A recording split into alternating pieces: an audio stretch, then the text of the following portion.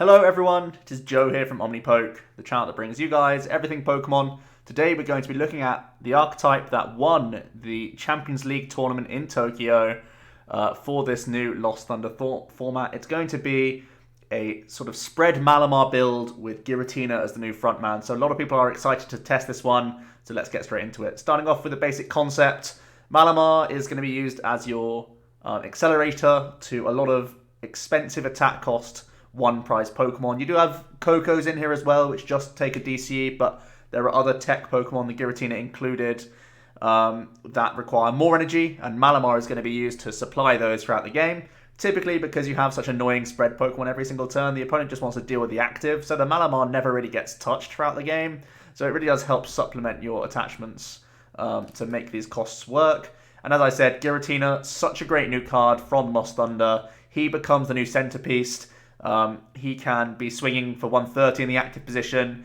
He has synergy with Spell Tag for more spread damage, and his own ability just puts more counters onto the board. So it really does synergize just quite perfectly with a build like this. So he really is a threat and is going to be the new sort of main attacker, if you will, in this build. So let's have a look at these Pokemon. We are going to play a full 4/4 line of Malamar. As I said, they don't get touched a lot by the opponent just because they're trying to deal with the active Pokemon, but that's only made possible because we get our Malamars online and start using Psychic Recharge throughout the game to get these attacks in range. You can see Giratina, the new Pokemon here, 130 hit points. It has a weakness to Dark, which is a little bit annoying. We do have Fighting Resistance though, which is helpful, and we have that amazing ability, Distortion Door. Once during your turn, if this Pokemon is in your discard pile, you may put it onto your bench and put one damage counter on 2 of your opponent's benched Pokemon. I've already mentioned a lot that, as you can see with the cards in the deck already, we are going to be spread focused. We're going to be doing flying flips plenty of times. We're going to be using Shining Arceus to attack. And Giratina's ability just means that we can bin him at any time. He's basically a free discard, just like Psychic Energies are when you're playing a Malamar deck. You want to just bin these Giratinas away because they can instantly pop themselves back onto the board. I have said that he's the new frontman, the new main attacker for the deck, but we only play 2 copies, and that's because he has this insane ability that you never run out of attackers with this build because you will always be able to recover your Giratina if they are getting knocked out turn by turn. So we're going to be swinging with Shadow Impact, which does 130, and you put 4 counters on one of your Pokemon. It's only annoying if you're up against other spread builds to do that sort of downside, but otherwise 130 is a good amount of damage. As I've said, Distortion Door puts things in range, all these flying flips and whatnot. Giratina can be getting 1-hit KOs, and 130 is a perfect number to be dealing with opposing non-GX threats. So he really is a great Pokemon to have. You only ever need 2 copies because his ability will infinitely cycle him if you need him in the matchup. Next up, we're going to play 2 copies of Tapu Koko, providing nice free retreat throughout the game, and also offering that Flying Flip, which is just such a basic and dangerous attack to be going off of here. Flying Flip 20 to each of your opponent's Pokemon. We all know what it does now. We're going to rack this up with Shrine of Punishments for as long as we can. We also have the Shining Arceus in here. He has the ability Fabled Defense. As long as this Pokemon is your active, prevent all damage done to your benched Pokemon by your opponent's attacks. So definitely a card with a mirror match in mind. We can be using our Shining Arceus, spreading to the opponent, forcing them to use their Giratina, which then puts even more counters on themselves with the own effect of Shadow Impact. So we really do gain a lot in mirror matches by using the Shining Arceus. And in general, Ultimate Arrow is his attack for 4 Colorless energy, and it does 30 to each of your opponent's Pokemon. So it's an upgrade on Flying Flip just by 10 damage on everything, but it is really expensive, so you don't really want to play more copies than this. You already play a couple Rescue Stretcher in the build, so I think just the 1 copy is fine because he is expensive, but it's just more damage, and more damage is going to be played around really nicely with this deck. Next up, we have another new card, Onix. Its Land Crush attack just does 120 for 4 Colorless energy. Again, if your Malamars are rolling, the amount of DCs we have in the deck, you can be using this to hit for weakness on Zoroarks, which, the spread can work quite well against Zoroarks, but also being able to just deal with them here and there if they are going to be doing Acerola looping. You can deal with a fresh Zoroark and really set them back a little way, so the Onix is a nice flat 120 to help deal with Zoroark. We're going to play 1 copy of Oranguru for that Instruct ability. We're not playing any Tapu Leles in this build. I know the one in Tokyo did play 1 copy of Lele, but I've gone down a heavier Shrine route in my build, so I want to have just the one Instruct Oranguru to help us draw a little bit more throughout the game. And of course, we do have the Psychic attack option. When you have Malamars and DCs in the deck anyway, it's quite realistic to use this in cases where the opponent has overcommitted on energy, and Oranguru can get in there and start taking knockouts. The one GX we are playing, however, is going to be this Necrozma GX. He is going to be our finisher in the deck. It has that Black Ray GX attack for 3 colorless that puts is it 10 counters? Yeah, 10 counters on all of your opponent's GX Pokemon. So after all these flying flips and ultimate arrows and distortion doors and Shrine of Punishments start kicking in, we're going to try and use Necrozma GX to sweep the rest of the game and take a bunch of prizes all at once if that's the route to victory. Alternatively, we also have Prismatic Burst, so if we are up against some tanking archetypes, think about things like Sceptile GX, the spread sort of approach isn't going to work here, so we need to use your Necrozma GX, try and get as many Mallies into play as possible, and just start going for Prismatic Bursts. This can get you through any big threat, not just against Sceptile, but in general, if there are things that are just out of your range and you don't have time to spread to get the win, you can use Necrozma to blow something up, so he is a really nice single copy option. Next up onto the items, we are going to play 2 copies of Rescue Stretcher, really nice for recovering Shining Arceus in certain matchups if you have enough Malamars in play. Also going to be great for getting just your Malamars in general and Kokos and whatnot. Basically the attacker that you need in the matchup, even though we're only playing 1 and 2 copies here and there. For all of our attackers, with Double Stretcher, we should be able to access them a little bit better. Going to play 2 copies of Nest Ball, again, trying to access those attackers straight away, as well as improve the amount of Inkays we can get on the board. A couple copies of Ultra Ball, in addition to 4 Mysterious Treasure, gives us plenty of options for discard, for getting Psychics in the bin, and also getting us a lot of Pokemon out. 4 copies of Acro Bike. As I said, we're not playing Lillie, so we do need a bit of extra help with item draw, and 4 copies of Acro Bike, again synergizing with putting Giratinas and Psychic Energies in the discard pile, whilst helping us go a little bit deeper into our deck.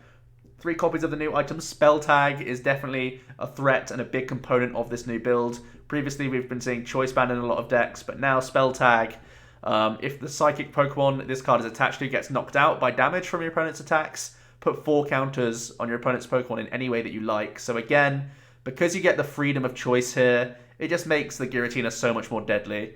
You can do 130 on a GX Pokemon and then put 4 on to sort of finish it off, for example. Or you could be spreading more to the bench and really threatening knockouts. If you've done a couple flying flips, your opponent is going to be really worried with the basic Pokemon that they have in play if they're low hit points, because a Spell Tag could finish them off. Sometimes it really does just force your opponent to use Guzma on certain turns, just like we've seen with Bursting Balloon previously. So it really is an awkward tool for your opponent to deal with, and it just adds even more counters on the specific targets that you want to really disrupt the opponent. From there, 3 copies of Shrine of Punishment. I was really surprised to only see 1 copy implemented in the Tokyo list, but I feel like the card is just so strong that I want to play 3 copies. More damage counters accelerates our win condition, so that's why we're going to go for it. Onto the supporters, it's a very simple line. 3 copies of Guzma. Yes, we are a spread variant, but Guzmaing things up is still going to be nice for stall approaches and making sure that we deal with certain attackers on certain turns, etc. Even just moving our own stuff out of the way, Guzma's going to be great. And then 8 supporters in total for Lillie and for Cynthia.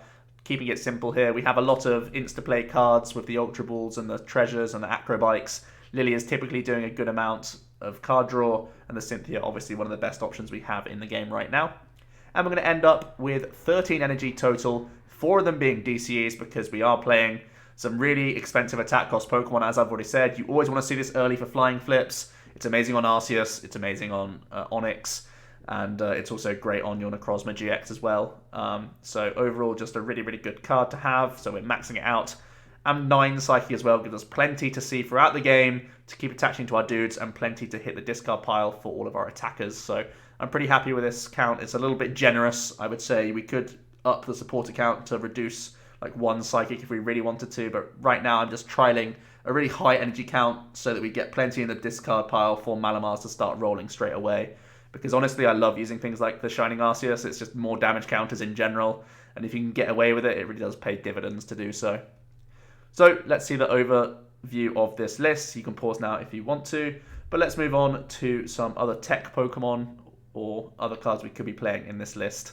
So here we go. There is the Psychic Tapu Koko that can move damage counters all around the board. I think personally, because we have the choice with Spell Tag and we have the choice with Distortion Door with Giratina, we should be able to target the Pokemon that we want to a lot more than previously. So the magical swap seems a little bit redundant. On the turn, we could be magical swapping. A lot of the time, we're going to be using a Giratina GX attack to finish off the game, I feel. So I don't think it's that relevant. And we're using the Necrozma GX in so many other matchups because it can just detonate things where the spread is unviable, that I think it outclasses the Tapu Lele.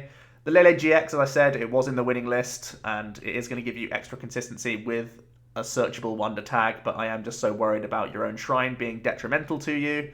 The Larvitar, if you're thinking that the Onix is going to be too expensive attack cost-wise, you could look to this guy with a second strike attack doing 10 plus 70 more. Bear in mind, we're not playing Choice Band in this list, so the Larvitar is a lot less effective than Onix. Choice Band is another card that we could consider if you don't want to go down the Giratina route and don't want to have spell tags. You can just have Choice Bands. That also puts a lot of damage counters around the board. But right now, I'm just testing out spell tag. I think it's just so good with the Giratina, to be honest.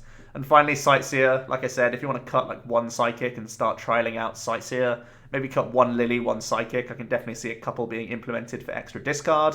But honestly, with 6 Ball Search cards and 4 Acro Bike, I think we have plenty of ways to get stuff into the bin. The Sightseers would only really be helping out in things like mirror matches where we're dumping excess shrines and stuff like that. I think that would be the only consideration there. Onto the matchup overview, I think you're a little bit worried about Decidueye Zoroark because they're probably playing Acerolas and Max Potions, and at the same time they have their own spread with Decidueye, so they can be taking multiple prizes on certain turns that will add up, and they can also target your Malamar engine, which is very, very scary for you. The Sceptile, I think, is inherently not great. You're probably going to have to sack the spread approach unless they start off very slowly and go towards Necrozma GX trying to detonate turn by turn, because that can really slow them down, and they're not great at hitting 180 unless they get their Lurantises online. Lapras Quagsire I've put in a bad matchup only because I'm expecting Lapras to incorporate Suicune, which can naturally heal itself. And if they're not going to play Suicune, or even if they are, because this deck is becoming so popular, I think Water decks can definitely take advantage of the supporter Lana, which can heal 50 from all their Pokemon with Water Energy attached. And I think just one copy plus a Pal Pad can easily squeeze into Lapras, and it makes your matchup a lot worse. Larvitar Koko I think is naturally bad because you're both going to be spreading on each other, but a lot of your stuff is lower hit points, which is a worry. I think the only real thing that can bail you out is that Shining Arceus. And I think Alolan Exeggutor, similar to Sceptile, will be very bad for you, but we don't even have the out to using Necrozma GX in many cases because the Alolan Exeggutor is a non-GX in the active position, so we'll probably just get out-traded. I think Alolan Eggs is ultimately probably our hardest matchup. So what are my closing thoughts on the deck? Honestly, I think it's really strong. I think this build of Malamar becomes one of the most dangerous, probably will be the most played as we go into the early tournaments. And I think, honestly, it has the tools to compete with a lot of decks right now. I think the only thing that can really put it off is, like I said, with the Lapras Quagsire. If everyone has this sort of deck in mind, they can start incorporating more healing cards, more counter stadiums for Shrine, even things like Machoke, especially because we have Ditto Prism Star in the format. Using Machoke to try and stop all this spreading. It's going to be the sort of lines people look to achieve to win this matchup. So I think because the deck is so on the radar going into the first early tournaments, it's going to be targeted, and a lot of people will be trying to beat this and test against it at the very least. So I think the fact that it's such a known quantity is the only thing really holding it back right now. As you see with many tier 1 decks, people then start constructing counter strategies to try and beat it. So the fact that we are slightly linear with the fact that we are going for spread most often can be preyed upon by certain archetypes. But overall, I think it's really strong. Let me know what you guys think about the build and how successful this Malamar deck is going to be. Have you started testing it yet? Are you going to start pulling your hair out when you face it because you want to be playing some non-GX decks like Lost March? Let me hear it all down below. I'll be back soon with another Lost Thunder deck. Cheers so much for watching. See you next time.